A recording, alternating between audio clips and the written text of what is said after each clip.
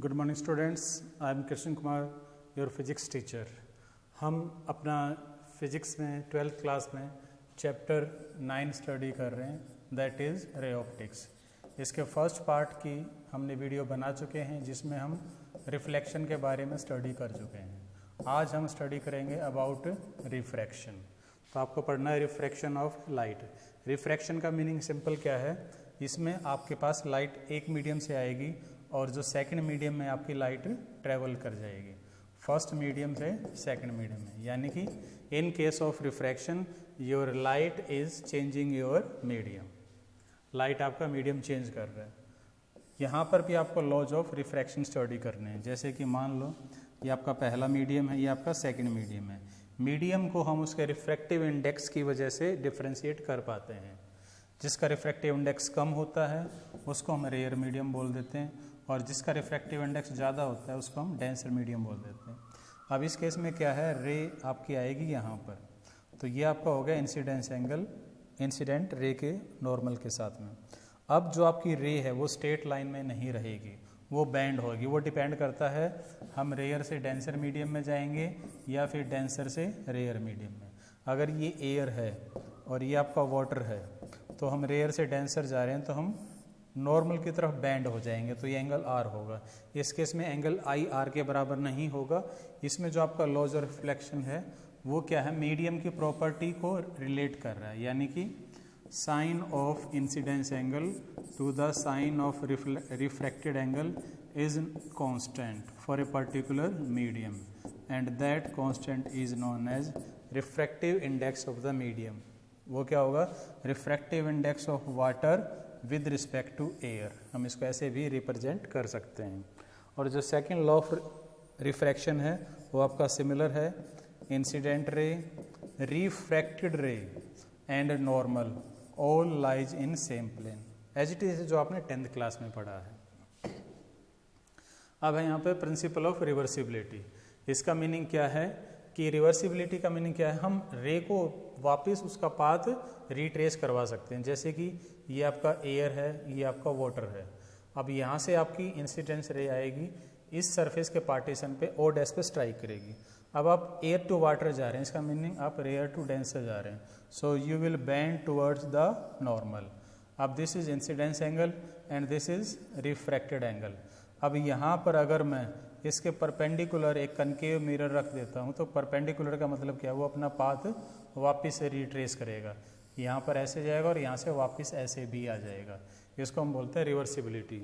अब इसको अगर मैं न्यूमेरिकल पॉइंट ऑफ व्यू से देखूँ तो देखो जरा, जब आपकी रे ए मीडियम से बी मीडियम में जा रही है, एयर से मान लो वाटर में जा रही है, तो स्नेल्स लॉ हमारा क्या कहता है, जो हमारा लॉ ऑफ रिफ्रैक्शन है, refractive index of medium B with respect to A, incidence angle over refracted angle, first equation. Second, जब रे आपका इधर से इधर जा रहा है, डेंसर टू रेयर, अब आप इसका रिफ्रैक्टिव इंडेक्स स्टडी करेंगे इसके कंपैरिजन में, तो म्यू ए बी आ गया, refractive index of A with respect to B. अब यहाँ पर एंगल क्या है हमारा आर, तो पहले साइन आर आएगा, बाद में क्या है आई, तो साइन आई आएगा। हम यहाँ पर वैल्यू पुट कर देंगे। इसके बाद इन दोनों इक्वेशंस की हम क्या करेंगे, मल्टीप्लाई करेंगे, तो यहाँ से ये कट जाएगा, ये इससे कट गया, ये दोनों 1 के बराबर हो गए। यानी कि अगर मैं इसको दूसरी तरफ लेके जाऊँ तो mu B A is equal to 1 by mu A B. It is known as principle of reversibility. फिर आपको एक टॉपिक पढ़ना है लेटरल शिफ्ट, बड़ा ही सिंपल है। इसमें क्या है, ये ग्लास स्लैब है जो आपने 10th क्लास में भी पढ़ा है। अब ये आपका एयर है, ये आपका ग्लास है, तो दिस इज योर इंसिडेंस रे, यहाँ पर ये स्ट्राइक करेगी। अब यहाँ पर ये नॉर्मल की तरफ बैंड हो जाएगी क्योंकि आप डेंसर मीडियम में आ रहे हो, और यहाँ पर आने के बाद फिर आप रेयर में जाओगे तो फिर अवे फ्रॉम द नॉर्मल हो जाएगा। अब ये एंगल आपका ई है, emergent angle, this is angle I हो गया आपका। अब ये आर है तो ये भी आपका क्या होगा, आर होगा। अब ये टोटल आई एंगल आपका जो है वो आपका इसके बराबर होना चाहिए, दिस इज। अब ये आर है तो बस कितना गया, आई माइनस आर, तो ये एंगल हमारा क्या हो गया, आई माइनस आर। कौन सा एंगल, एंगल के ओ क्यू हमारा आई माइनस आर हो गया। अब यहाँ पर हम सिंपल ट्राइंगल यूज़ करेंगे मैथमेटिकली। अब एक चीज़ और देख लीजिए, पहले हमने इस पॉइंट से यहाँ पर एक नॉर्मल ड्रॉ कर दिया। अब ये हमारा क्या है, लेटरल शिफ्ट, कि आपकी जो रे है वो कितना शिफ्ट हुई है। दिस इज एक्चुअल पाथ, लेकिन वो गए यहाँ से हैं, जाना उसको पहले यहाँ से चाहिए था, लेकिन मीडियम चेंज होने की वजह से हम यहाँ से जा रहे हैं। तो इसके बीच की जो परपेंडिकुलर डिस्टेंस है उसको हम बोलते हैं लेटरल शिफ्ट। अब देखिए ट्राइंगल ओ के क्यू, ये है ओ के क्यू, इसमें हमारे पास क्या है, साइन आई माइनस आर। ये एंगल हमारे पास क्या बचा था, sine i minus r is equal to D by O Q. अब यहाँ पर हमें ओ क्यू की वैल्यू और कैलकुलेट करनी है। अब ओ क्यू में ये जो ओ क्यू है ये मैं इस ट्राइंगल से कैलकुलेट करूँगा, triangle O and dash Q, O and dash Q. यहाँ पर कोस आर क्या होगा, बेस और हाइपोटेन्यूज, यानी कि O N dash over O T. अब ओ एन डैश क्या है, ये मेरी इस ग्लास स्लैब की थिकनेस है टी, ये टी हो गया, ये ओ क्यू हो गया। क्रॉस मल्टीप्लाई करके ओ क्यू हम फाइंड आउट कर लेंगे टी बाई कोस आर। तो ये ओ क्यू की वैल्यू हम यहाँ पर पुट कर देंगे, तो हमारे पास डी आ गया। डी हमारे पास क्या है, लेटरल शिफ्ट। अब है रिफ्रैक्शन थ्रू मल्टीपल मीडियम। अगर आपके पास कई सारे मीडियम हैं, उसमें अगर आपको रिफ्रैक्शन कराना है तो ये कुछ रिवर्सिबिलिटी जैसा ही है आपका। अब इसमें आपके पास 3 मीडियम है, पहला एयर है, दूसरा वाटर है और तीसरा आपके पास है ग्लास। देखिए ये आपकी इंसिडेंस रे है, ये नॉर्मल के साथ में एंगल आई हो गया, ये नॉर्मल से टुवर्ड्स नॉर्मल बैंड हो गए क्योंकि हम रेयर से डेंसर मीडियम की तरफ गए हैं। अब इस पॉइंट पे दोबारा से आपका मीडियम चेंज हो रहा है, हम दोबारा से फिर डेंसर की तरफ जा रहे हैं, तो दोबारा फिर नॉर्मल की तरफ जाएंगे और फाइनली हम वापस एयर में आ रहे हैं। तो ये आपका अमरजेंट एंगल है, डायग्राम बन गया आपका। अब ये एंगल आई है, ये अमरजेंट एंगल है, दोनों एंगल सेम होंगे क्योंकि ये दोनों रे, दिस वन और दिस वन, दोनों पैरेलल हैं एक दूसरे के। अब ये R1 है तो ये भी R1 होगा, ये R2 है तो ये भी आपका क्या होगा, R2 होगा। अब जब आपकी रे एयर से वाटर में गई है, मतलब A से B मीडियम में, तो हम क्या लिखेंगे, refractive index of B with respect to A is equal to sine I by sine R1। दूसरा, जब हम मीडियम B से C में जाएंगे तो refractive index of C with respect to B। अब यहाँ पर क्या है, I और R, तो sine I by sine R। तीसरा, जब आप C से वापस A मीडियम में आ रहे हैं तो refractive index of A with respect to C क्या होगा, R2 बाई E। अब E और आपके I सेम हैं तो मैंने यहाँ पर सिंपल I लिख दिया। अब हम क्या करेंगे, 1 2 3 इन तीनों को मल्टीप्लाई कर देंगे। तो जब इन तीनों को मल्टीप्लाई करेंगे यहाँ पर तो ये सारे एंगल आपस में कट जाएंगे, तो this all will remain equal to 1। या फिर अगर मैं एक पैरामीटर को दूसरी तरफ लेके जाता हूँ तो this is equal to 1 by this. अब ये रिवर्सिबिलिटी हमने पहले पढ़ा, ये किसके बराबर है, mu A with respect to B। फिर है रियल एंड एपरेंट डेप्थ। ये एक्टिविटी आपने पढ़ी होंगी 10th क्लास में कि कोई भी ऑब्जेक्ट जब नीचे वाटर में होता है तो हमें थोड़ा सा ऊपर दिखाई देता है। अब कितना ऊपर दिखाई देगा वो हमें चेक करना है। तो सपोज कीजिए ये ऑब्जेक्ट है, डायग्राम को स्टडी कीजिए अच्छी तरह से, डेरिवेशन बड़ा सिंपल है। ये पॉइंट O है, अब यहाँ से 2 रे जा रही हैं, एक तो आपकी कुछ किसी एंगल पे जा रही है, एक सीधा जा रही है, सीधा जाएगी वो डायरेक्ट चली जाएगी। अब ये जो रे है और ये जो रे हैं, दोनों ही रे हमारी आई में जानी चाहिए, पहली कंडीशन, तभी आपको ये पोजीशन अलग दिखाई देगी। अब यहाँ आपका डेंसर मीडियम है, वाटर है, ये आपका रेयर मीडियम है, तो आपकी जो रे है वो डेंसर से रेयर जाएगी तो वी विल गो अवे, इसलिए हम थोड़ा सा नॉर्मल से दूर मुड़ गए। अब जब एक ये आपकी रे थी और ये जो आपकी दूर गई, इसको मैं पीछे एक्सटेंड करूँगा, तो एक्सटेंड करने के बाद यहाँ पर मीट होगा आई पर, तो एक्चुअल पोजीशन मुझे ये नहीं, इसकी ये दिखाई देगी। तो ये ए आई इसकी एपरेंट डेप्थ होगी और ए ओ इसकी रियल डेप्थ है। ये आपके डायग्राम है। अब रे आपकी यहाँ से जा रही है, ध्यान रखना, वाटर से बाहर जा रही है, तो ये आपकी डायरेक्शन होगी। तो ये एंगल आई, ये एंगल आर, ये आई है तो ये भी आई बन गया, ये आर है तो ये भी आपका क्या बन गया, आर बन गया। अब वही स्नेल्स लॉ हमें अप्लाई करना है सिंपल, जब हम वाटर से एयर में जा रहे हैं तो refractive index of A with respect to B is equal to sine I by sine R. अब हमें क्या करना है, ट्राइंगल ए ओ बी, ये जो ट्राइंगल है इसमें मैं क्या करूंगा, साइन आई फाइंड आउट कर लूंगा। साइन आई क्या होगा, A B perpendicular over base, sorry sine perpendicular और hypotenuse P by H, B O, A B over B O. दूसरा आपके पास क्या triangle I A B, I A B, यहाँ पर साइन आई क्या होगा A B over B I. अब हम क्या करेंगे, यहाँ से इसमें दोनों की वैल्यू पुट कर देंगे। साइन आई भी हम कैलकुलेट कर चुके हैं, साइन आर भी हम कैलकुलेट कर चुके हैं, यहाँ पर वैल्यू पुट कर देंगे। तो आपका क्या हो जाएगा, mu B A is equal to A B over I B divided by A B over O B, ये हम वैल्यू पुट कर देंगे। अब आपका ए बी से ए बी कट गया, क्या बचा B O over B I. अब क्योंकि ये जो दोनों पॉइंट हैं बहुत क्लोज हैं, तभी ये दोनों रे हमारी आई में एंटर होंगी। तो मैं क्या जम कर सकता हूँ, बी ओ ए ओ के बराबर है ऑलमोस्ट, बी आई ऑलमोस्ट ए आई के बराबर है। तो ये इक्वेशन वैल्यूज पुट करने के बाद आपका क्या हो जाएगा, O A by A I, refractive index is equal to O A over A I. O A आपका रियल डेप्थ है, ए आई आपका क्या है एपरेंट डेप्थ है। अगर आपको अब शिफ्ट निकालना है, कितना ऊपर शिफ्ट हो चुका है, तो शिफ्ट कैसे निकालेंगे, हमें ये कैलकुलेट करना है डी। तो टोटल माइनस ए आई यानी ए ओ माइनस ए आई, ए ओ माइनस ए आई हम कर देंगे। यहाँ से सिंपल मैथमेटिक्स हम कुछ करेंगे, ओ ए हमने कॉमन ले लिया। अब यहाँ से हमारे पास फॉर्मूला है, ये देखिए यहाँ पर ये जो फॉर्मूला है, मैं ये रिफ्रैक्टिव इंडेक्स की वैल्यू पुट करूँगा, आपका आंसर आ जाएगा।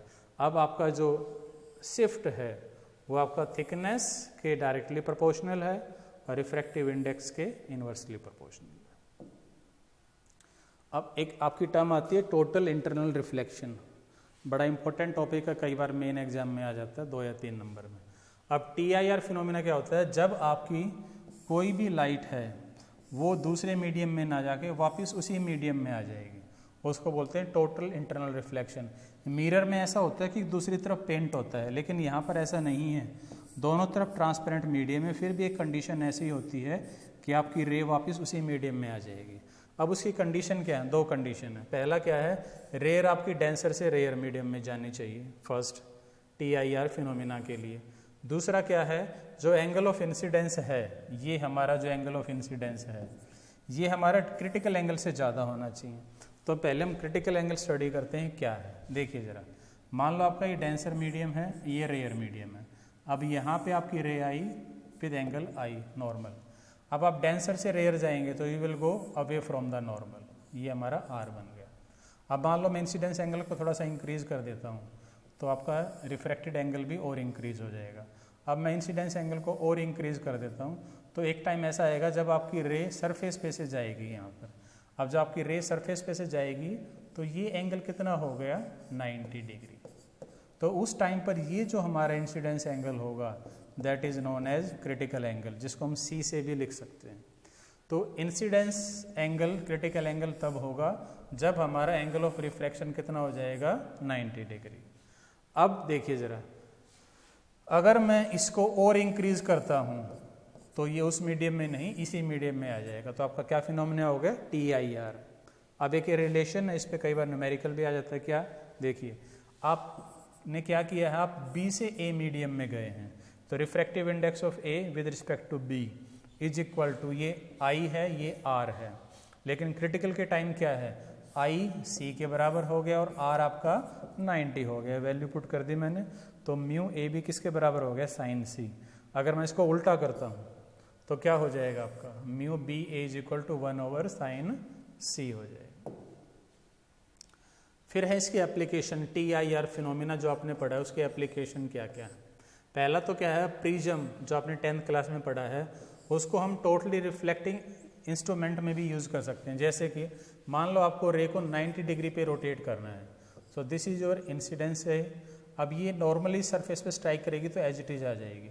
अब यहाँ पे एंगल IR के बराबर होगा तो इस तरफ डाइवर्ट होगी और यहाँ पर फिर नॉर्मली है तो डायरेक्ट जाएगी। अब आप देख सकते हैं इस रे में और इस रे में 90 डिग्री का एंगल है। अगर आपको 180 डिग्री बेंड करवाना है, बिल्कुल रिट्रेस कराना है, तो क्या होगा, देखो यहाँ से आपकी इनपुट इंसिडेंस रे होगी। अब यहाँ पे नॉर्मल है तो इसमें से क्लियर करके चली जाएगी।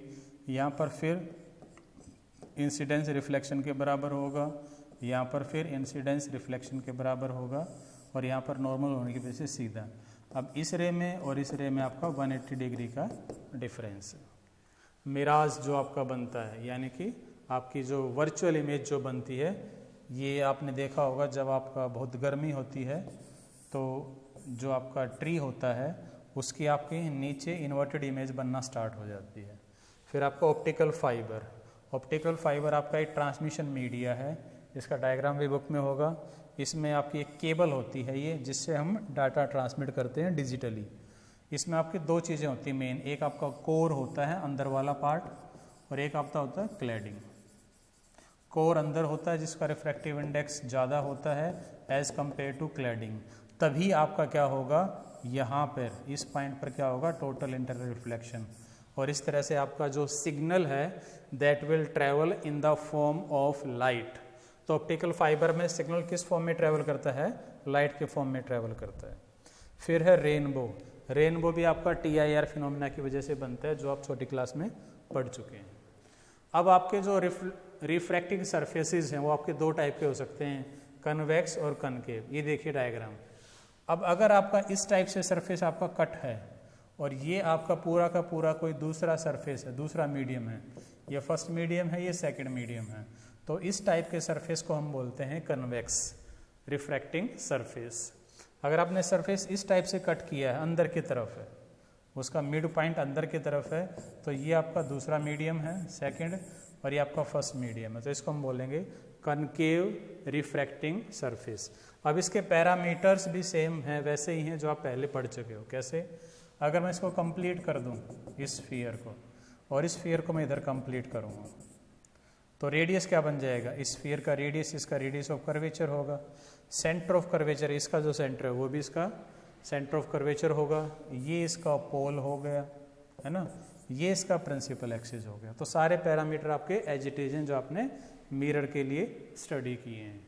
इसके बाद आपका refraction at convex spherical surface, ये बड़ा ही इंपॉर्टेंट टॉपिक है। मेन एग्जाम में 101% 3 मार्क्स में आपको जरूर मिलेगा, या 3+2 में मिलेगा, कोई भी डाउट नहीं है इस चीज़ में।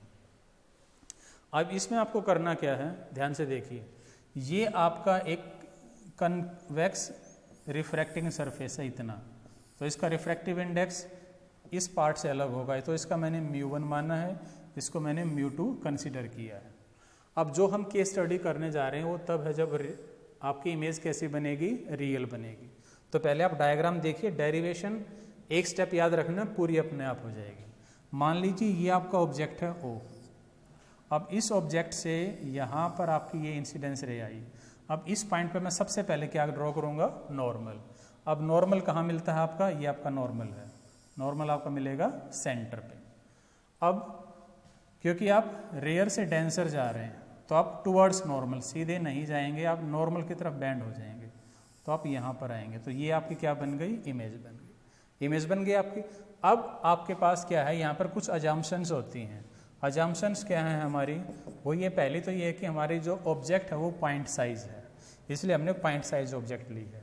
दूसरा, ये जो सरफेस है इसका साइज बहुत कम है, और बहुत कम साइज होने की वजह से जो भी आपके एंगल बनेंगे प्रिंसिपल एक्सिस के साथ, जो भी एंगल हैं, जैसे कि ये एंगल आपका ऑब्जेक्ट के लिए है अल्फा, इमेज के लिए है बीटा, और सेंटर के लिए है गामा, ये एंगल काफ़ी स्मॉल होंगे, तो इनको हम इनके टेंजेंट्स में भी कन्वर्ट कर सकते हैं आसानी से, क्योंकि ये काफ़ी स्मॉल एंगल है।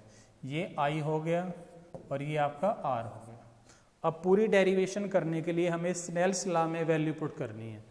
तो यहाँ पे एक बार नीचे देखिए, स्नेल्स लॉ का ये होता है μ = sin I/r। तो अब मुझे करना क्या है, यहाँ पे sin I और sin R कैलकुलेट करना है। तो sin R और sin I कैलकुलेट करने के लिए मुझे इस डायग्राम में जाना पड़ेगा दोबारा से। तो ये डायग्राम देखिए आप, इस डायग्राम में क्या है, आप की जो ऑब्जेक्ट है वो है O पे, ऑब्जेक्ट कहाँ पर आपकी O पॉइंट पर।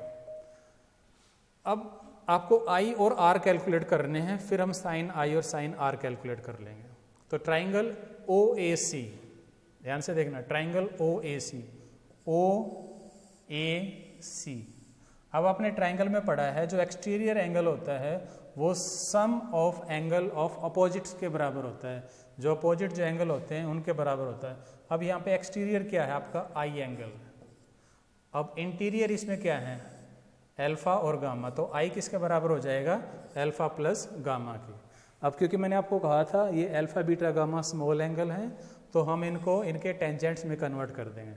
टेंजेंट्स में करने के बाद हम टेंजेंट अल्फा और टेंजेंट गामा की वैल्यू निकालेंगे। इस ट्राइंगल से हमें आएगा टेंजेंट अल्फा, सिंपल टेंजेंट क्या होता है पी बाई बी निकाल लेंगे, और इस ट्राइंगल से हम निकालेंगे आपका टेंजेंट गामा, दोनों की वैल्यू पुट कर दी। उसके बाद जो एन पॉइंट है वो पी के काफ़ी क्लोज है, एन पॉइंट है वो पी के काफ़ी क्लोज है, तो एन ओ और एन सी को मैं पी ओ और पी से लिख सकता हूँ, ये आपकी इक्वेशन बन गई। तो आई मैंने निकाल लिया, अब क्या रह गया आर। तो एक बार फिर दूसरी ट्राइंगल को देखते हैं, ए सी आई, ए ये है ए सी आई, इस ट्राइंगल में ये एक्सटीरियर है गामा, इंटीरियर क्या है आर और बीटा, तो गामा किसके बराबर हो गया आर प्लस बीटा के। यहाँ से आर निकालेंगे, उसके टेंजेंट में कन्वर्ट करेंगे, और फिर वही राइट एंगल ट्राइंगल, दो ट्राइंगल आपके पास, इन दोनों से टेंजेंट गामा और टेंजेंट बीटा कैलकुलेट करेंगे। एन सी को पी सी लिखेंगे और एन आई को पी आई, क्योंकि ये काफ़ी स्मॉल है तो एन वाली हम सारी डिस्टेंस पी पे ले सकते हैं। अब हमारे पास आई आ गया, आर आ गया, अब ये हमारा स्नेल्स लॉ है। तो इसमें क्या किया हमने, काफ़ी स्मॉल एंगल होने की वजह से आई और आर हम सीधा लिख सकते हैं, sine I is equal to I, sine R is equal to R, cross multiply करेंगे तो क्या हो जाएगा mu two into R is equal to mu one into I. अब यहाँ पे आर ये वैल्यू पुट करेंगे, यहाँ पर आई ये वैल्यू पुट करेंगे, और सिंपल फिर सोल्व करेंगे। देखिए अगले पेज पे, ये देखिए मैंने आर और आई की वैल्यू पुट कर दी। अब सिंपल हमने कुछ डिवाइड मल्टीप्लाई किया है, फिर हमने पैरामीटर सफलिंग किए हैं, दोनों पी सी को हमने एक तरफ ले गए, पी ओ पी आई। ये इक्वेशन आपको याद रखनी है डायरेक्ट कन्वेक्स आपके लेंस मेकर फॉर्मूला जो हम आगे पढ़ेंगे उसके लिए। तो ये कब है, जब आपकी ऑब्जेक्ट कहाँ पे रखी थी रेयर मीडियम में, और इमेज आपकी कैसी बनी थी रियल इमेज बनी थी। अब इसमें हम पैरामीटर्स पुट कर सकते हैं साइन कन्वेंशन के हिसाब से। पी ओ क्या था object minus you, P I क्या है इमेज जो हमारी राइट साइड बनी है तो पॉजिटिव, और पी सी आपका राइट साइड है तो पॉजिटिव आर, वैल्यू पुट करेंगे आपका ये फॉर्मूला आ जाएगा। तो ये हम डायरेक्ट यूज करेंगे बाद में, इसको नोट कर लीजिए। अब क्या है, अगर आपकी इमेज वर्चुअल है उसी टाइप के रिफ्रैक्टिंग सरफेस में, ये वही है आपका कन्वेक्स रिफ्रैक्टिंग सरफेस। अब इमेज वर्चुअल कब होगी, अगर आपकी ऑब्जेक्ट बहुत ज़्यादा क्लोज हम रख देते हैं पोल की, बहुत ज़्यादा क्लोज रखेंगे तो नॉर्मल की तरफ बैंड होने के बाद भी वो प्रिंसिपल एक्सिस की तरफ नहीं आएगा, तो हम क्या करेंगे इसको पीछे की तरफ लेके आएंगे, तो यहाँ पर आपकी इमेज बन गई वर्चुअल। अब वर्चुअल इमेज है, प्रोसेस सारा सेम रहेगा। अब आपको डायग्राम स्टडी करना है, देखो ये ऑब्जेक्ट, ये इमेज, ये सेंटर, तो अल्फा बीटा गामा तीनों एंगल हो गए।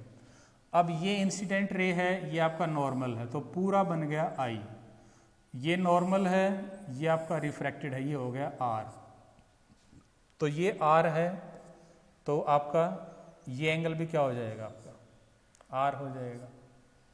अब ये आर हो गया, अब हम देखेंगे अपने वही, हमें यही निकालना है, म्यू क्या होता है स्नेल्स लॉ के according sine I by sine R. अब हमें आई निकालना पहले, तो ट्राइंगल ओ ए ओ सी, ए ओ सी, इस ट्राइंगल में देखिए हमारा एक्सटीरियर आई है, इंटीरियर क्या है अल्फा और गामा, तो आई अल्फा गामा की, इनको इनके टेंजेंट में कन्वर्ट करेंगे स्मॉल की वजह से, अजम्पशंस है नोट्स में आप डिटेल में स्टडी कर सकते हैं। फिर हम इनके टेंजेंट अल्फा बीटा की वैल्यू निकालेंगे, यहाँ पर हम अजम्पशन यूज़ करेंगे कि एन पी के काफ़ी पास है, तो ये तो हो गया आई। अब आर के लिए देखिए ए आई सी, आपका कहाँ है ए आई सी। अब इसमें क्या है, जो आपका आर है एक्सटीरियर वो किसके बराबर है, इंटीरियर बीटा और गामा के बराबर है, तो इनको टेंजेंट में कन्वर्ट करेंगे, ट्राइंगल से इनकी वैल्यू निकालेंगे। अब ये तो आई आ गया मेरे पास, ये क्या हो गया आर हो गया। अब यहाँ पर मैं वैल्यू पुट कर दूंगा इनकी आई और आर की, तो ये आंसर आ जाएगा। सिर्फ हमारा चेंज क्या हुआ है, हमारा μ1 μ2 से इंटरचेंज हो गया। बाकी आप पिछले इक्वेशन में देखेंगे कोई चेंज नहीं है, μ2 यहाँ पे था, μ1 यहाँ पे था, यहाँ पे μ1 यहाँ पे, तो इमेज हमारी वर्चुअल है, इस वजह से ये चेंज हो गया। अब तीसरा केस क्या है, इन तीनों में से कोई भी आपके एग्जाम में आ सकता है, ध्यान रखना। अब तीसरा केस क्या है, अगर आपकी ऑब्जेक्ट डेंसर मीडियम में है, अब ये डेंसर मीडियम है, ये रेयर मीडियम है, ये रिफ्रैक्टिव इंडेक्स μ1 है, ये μ2 है। अब ऑब्जेक्ट आपके यहाँ पर है, तो डायग्राम देखिए, यहाँ से आपकी रे इधर आई, इस पॉइंट पे मैंने नॉर्मल ड्रॉ किया, वो सेंटर पे मिल गया, सेंटर का एंगल हो गया गामा, ऑब्जेक्ट का हो गया अल्फा। अब यहाँ पर क्या होगा, हम रेयर से डेंसर में जा रहे हैं, रेयर टू डेंसर, तो we will go away from the normal. तो उधर तो हम प्रिंसिपल एक्सिस पे स्ट्राइक नहीं करेंगे, तो इसको जो मैं पीछे लेके आऊँगा तो यहाँ पे इसने स्ट्राइक किया, तो ये हमारा क्या बन गया, इमेज। तो इमेज का एंगल क्या हो गया, बीटा हो गया। अब अल्फा बीटा गामा तीनों आ गए, आई और आर भी हमारे पास बन गए। आई क्या होगा, इंसिडेंस का, ये इंसिडेंस है, ये नॉर्मल है, तो ये क्या बन गया आई। ये आर है, तो ये कंप्लीट भी क्या हो जाएगा, आर हो जाएगा। अब देखिए हमें वही यूज़ करना है, आई और आर निकालना है। तो ट्राइंगल AOC,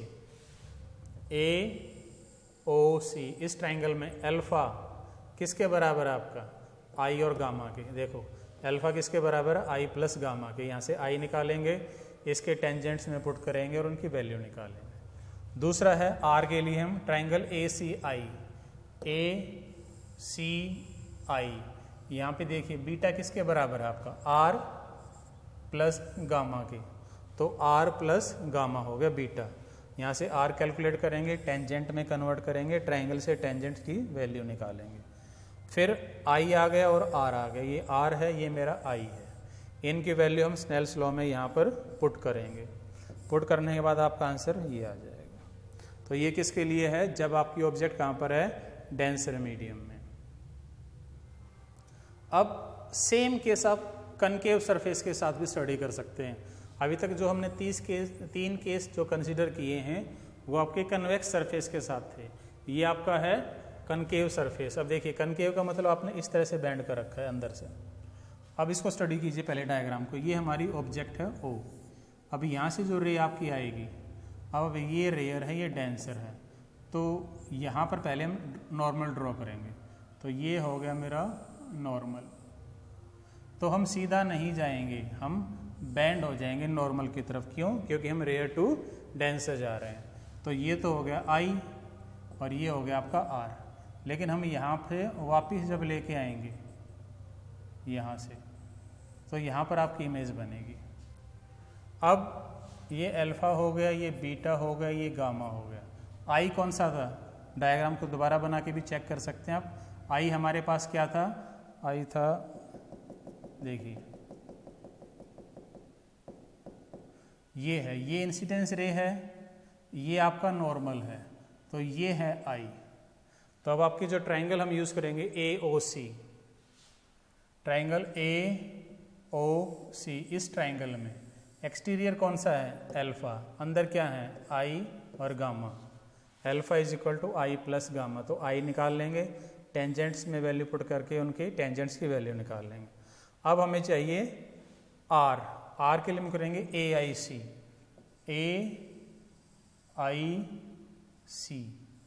अब इसमें हमारे पास क्या है, beta is equal to R plus gamma, beta is equal to R plus gamma. R निकालेंगे, टेंजेंट में कन्वर्ट करके उनकी वैल्यू निकालेंगे, स्नेल्स लॉ में पुट कर देंगे और यहाँ से हमारे पास ये फॉर्मूला आ जाएगा।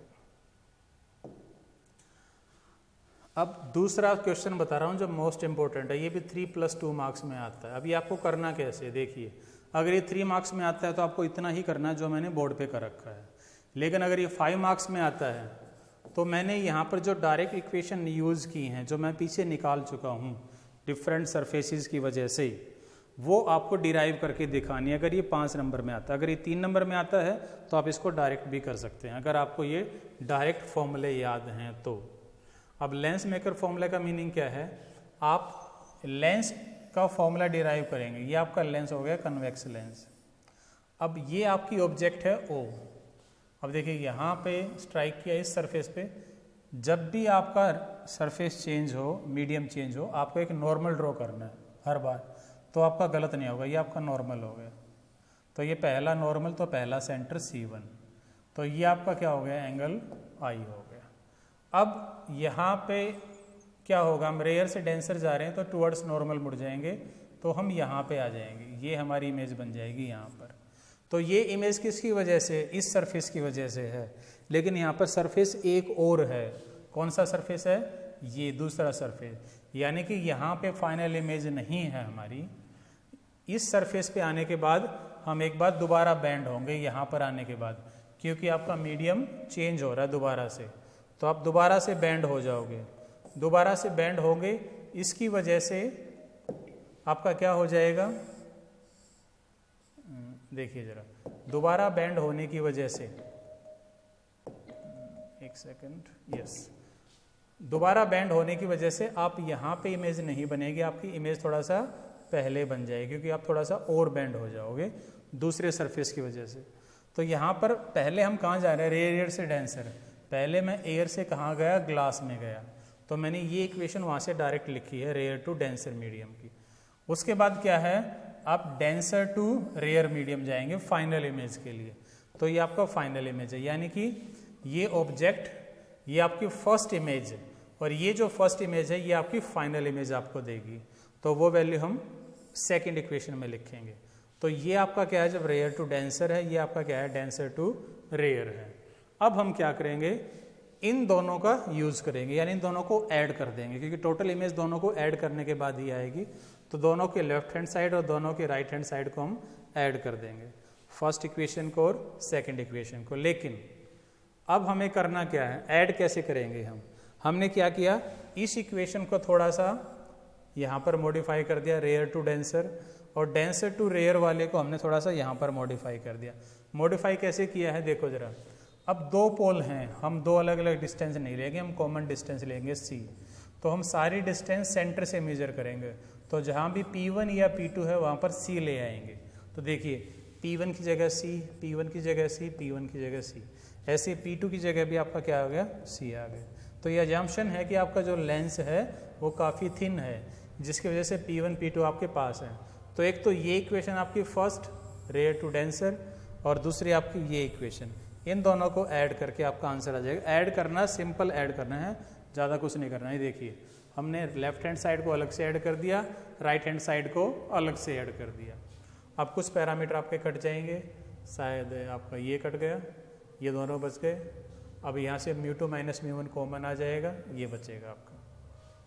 अब यहाँ पर हम वैल्यू पुट करेंगे, CO हमारा ऑब्जेक्ट है माइनस में, CI इमेज पॉजिटिव है क्योंकि राइट साइड है, पहला रेडियस हमारा पॉजिटिव है क्योंकि राइट साइड है, दूसरा रेडियस मेरा लेफ्ट साइड है, डायग्राम में आप चेक कर सकते हैं, इसलिए ये नेगेटिव है। इस इक्वेशन में वैल्यू पुट करेंगे तो आपका ये आ जाएगा। अब इसको मैं थ्रू आउट अगर U1 से डिवाइड करूँगा तो ये फॉर्मूला बन जाएगा मेरे पास, ये फॉर्मूला, इसको हम बोलते हैं लेंस मेकर फॉर्मूला, बड़ा ही इंपॉर्टेंट। इसके बाद है first principle focus. First principle focus का मतलब क्या है, अगर हम ऑब्जेक्ट फोकस पे रखते हैं तो इमेज कहाँ बनेगी, इन्फिनिटी पर। तो आपने जो लेंस मेकर फॉर्मूला निकाला है ये, इस फॉर्मूले में अगर आप U को F पुट करेंगे, V को इन्फिनिटी पुट करेंगे तो क्या फॉर्मूला आएगा, ये फॉर्मूला आ जाएगा। U आपका माइनस F होगा, V आपका इन्फिनिटी होगा। तो ये फर्स्ट प्रिंसिपल फोकस है। सेकंड प्रिंसिपल फोकस क्या होता है, अगर आपकी ऑब्जेक्ट इन्फिनिटी पे है तो इमेज कहाँ पर बनेगी, F पे बनेगी। तो यहाँ पर U इन्फिनिटी पुट करेंगे और V आपका F हो जाएगा, तो ये आंसर आ जाएगा। उसके बाद आपको लेंस इक्वेशन अगर डिराइव करनी हो, जैसे आपका मिरर फॉर्मूला था, ऐसे आपका जो लेंस फॉर्मूला होता है वो अगर आपको डिराइव करना हो तो आप कैसे करोगे। ये जो आप इक्वेशन डिराइव करोगे कैसे करोगे, देखो जरा, आपके पास एक कन्वेक्स लेंस है। ये डायग्राम बड़ा सिंपल आपने 10th में पढ़ा हुआ है। यहाँ पे एक ऑब्जेक्ट है, पैरेलल आएगी, फोकस से जाएगी, दूसरा सेंटर से सीधा जाएगी, यहाँ पर आपकी इमेज बन जाएगी। ये F 2F AB आपकी ऑब्जेक्ट है, A डैश B डैश आपकी इमेज है, ये AB आपका EC के बराबर है। ये आपका ऑब्जेक्ट डिस्टेंस है, फोकस लेंथ और इमेज डिस्टेंस है। अब ट्राइंगल ABC और A dash B dash C, ABC and A dash B dash C, ये आपके सिमिलर हैं। तो इनके साइड्स की रेशियो भी क्या होंगी, सेम होंगी। CA/CA' is equal to AB/AD'। दूसरे आपकी ट्राइंगल है CEF और दूसरा आपके पास है A'/B'/F, ये भी सिमिलर है। तो यहाँ भी इनकी साइड्स की रेशियो क्या होगी, सेम होगी। CF/FA' is equal to CE/A'/B'। अब इसको मैं थोड़ा सा चेंज कर दूंगा क्योंकि CE किसके बराबर है, AB के बराबर है। अब यहाँ पे राइट हैंड साइड दोनों की सेम है, तो दोनों की लेफ्ट हैंड साइड इसको और इसको मैं इक्वल कर सकता हूँ, ये कर दिया मैंने। अब FA' मुझे नहीं पता क्या डिस्टेंस है, मैं कैसे निकालूंगा, V-F करके। तो आपका क्या हो जाएगा, V क्या है आपका, CA' माइनस CF।